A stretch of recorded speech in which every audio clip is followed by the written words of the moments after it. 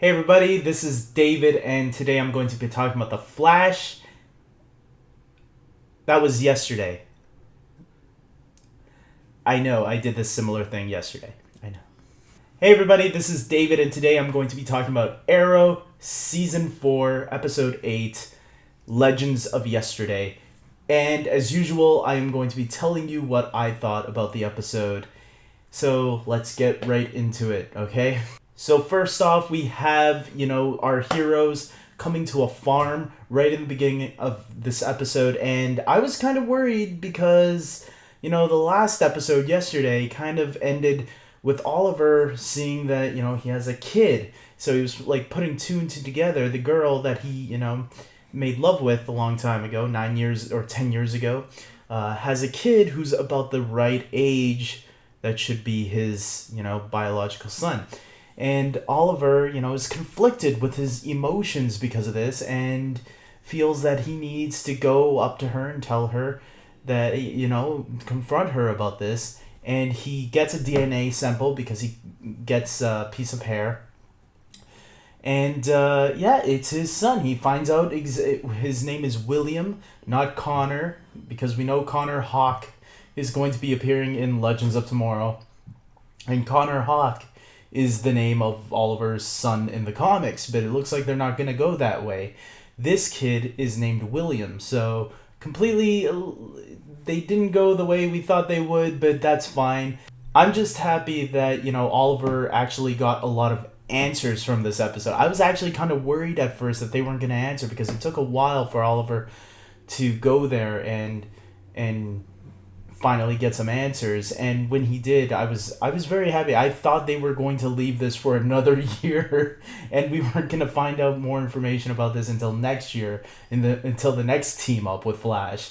And I'm glad they got everything out of the way now, and we found out as much as we can. We even got a little scene at the very end with Oliver getting to talk to the kid a little bit. Of course, the major stuff about the episode is getting Vandal Savage, and Malcolm Merlyn, makes an arrangement between Vandal Savage and Arrow and Flash to talk, to compromise on something. And Vandal Savage wants to kill Hawkman and Hawkgirl. And, Oliver doesn't agree with it. He'd rather fight his way through, fight and find a way to defeat Vandal Savage. So what happens? While Barry's on the way to the meeting, he sees himself, and we know what that means because we've seen something very similar like that last season on The Flash.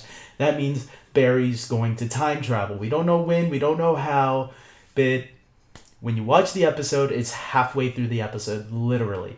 And when it happens, it hits hard, man. You see everyone dying. First, Hawkman dies, Hawkgirl dies, Vandal Savage, and blows up, causes this like wave of energy to go out and kill everybody that's in Central City, maybe even the world for all we know. Who knows how far that thing went on and continued to kill people. But Barry ran so fast he went back in time, and that was a big moment in this episode, man. That was a huge moment. And obviously, now that Barry knows what the hell's going to happen, that helps him figure out what to fix, which includes something to do with Oliver's relationship with Felicity, because in the alternate timeline, when Felicity found out that Oliver had this kid because of the DNA test, Barry was able to now hide that from Felicity. And that's one thing that kind of annoyed me, because I had a feeling when Barry went back in time, they were going to hide that from Felicity. I was hoping that Oliver would actually talk to Felicity about it, but no, he's like, you know what? It's gone. It's in the dust. That's it. We don't need to talk about this. I have a feeling it's going to come back and haunt Oliver. And that's going to cause more CW drama. We'll have to wait and see. Maybe they will leave it in the dust, but I have a feeling it's going to be brought back. I think it's pretty obvious by this point, but we'll have to see. And we don't know what the repercussions are. That like Barry said, whenever he goes back in time, something bad still happens. And now it makes me wonder, what about that death that's going to be coming up very soon? I thought it was going to be this episode we were going to see somebody die, but it looks like nope. That might be at the end of the season now. Another thing I also liked about this episode was we got to see Hawkman and Hawkgirl's past life when they used to be Egyptians. And I thought that was really cool, seeing all of that with Vandal Savage also, and how I think they reused the League of Shadows set and recreated it to look more Egyptian. And it was still really cool. I liked it, and I like the flashbacks to that time, and it might be giving us a little taste of what's to come for Legends of Tomorrow, how the time travel aspect might work. Not the Flash's time travel. I mean, how like the period settings will look. Maybe, I don't know. I'm just guessing here, and I was kind of worried there too at the end when they killed Vandal Savage, because I thought, wait a minute, this guy's supposed to be in Legends of Tomorrow. He's supposed to be the main villain, so how's this gonna all work out? And what happens? Malcolm Merlyn comes, gets some of the dust that Vandal Savage turned into, and says, don't worry, my friend, you owe me one. So holy cow, Malcolm Merlyn still has a dark side. What a douchebag. And I'm saying that in a good way. I love Malcolm Merlyn.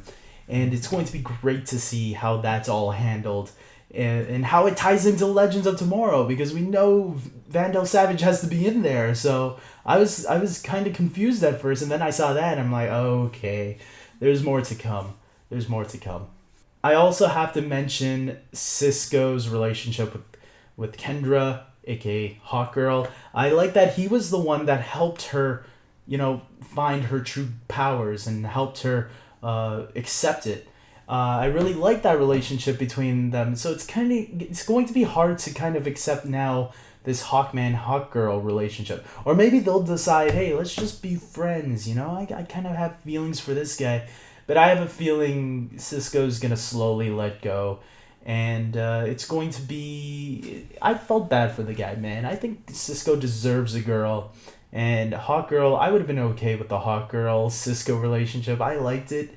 But if it doesn't happen, I'll accept it. And hopefully Cisco will find somebody one day. Who knows who it will be. But it will be nice. It will be nice for Cisco. Of course, I really got to talk about the interaction between Barry and Oliver in this episode. What I love about all these team-ups with Flash and Arrow are definitely the heart-to-heart talk that Barry and Oliver sometimes have with one another, And, in the yesterday's episode, Barry or Oliver had to give Barry a little pep talk. And in this episode, Barry gives Oliver a little pep talk. And I like that little goodbye segment between the two of them. Like, come on. Barry's like, give me a hug, buddy. And Oliver's like, no.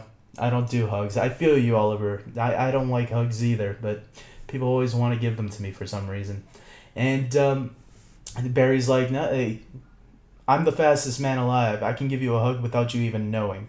So they gave a big bear hug to each other. It was cool. It made me smile. I'm like, yeah, I love this bromance.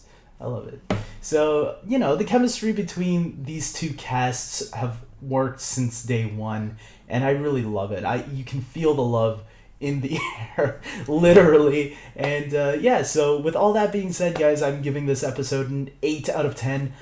I didn't enjoy it as much as yesterday's episode, but I still enjoyed it a lot. I thought it was good setup for Legends of Tomorrow. It gave us a nice little tease at the end for them. We got to see Hawkgirl and Hawkman kick ass, and the little fight at the end was kind of weak between the group and Vandal Savage. I felt it was too easy. Too short and easy, and but other than that, it was still a good episode. I liked the story that the episode took. I liked everything else that we saw. There was no wasted screen time. Like yesterday, I felt the Caitlin, Jay, and Wells and Patty stuff was kind of the weak point of the episode. This episode, I felt every scene was important and gave us what we needed, and but I felt it was a little bit more slower paced, which is not a bad thing. It took more time. But some of the action felt a little bit not as good as yesterday's episode for some reason. But other than that, it's a passable episode, and I hope you guys join me next week for a new Flash and a new Arrow. They're going, they're not going to have a crossover next week, but that's cool because they're still good and strong on their own, so I can't wait. And until then, subscribe to my channel, like this video, and take care.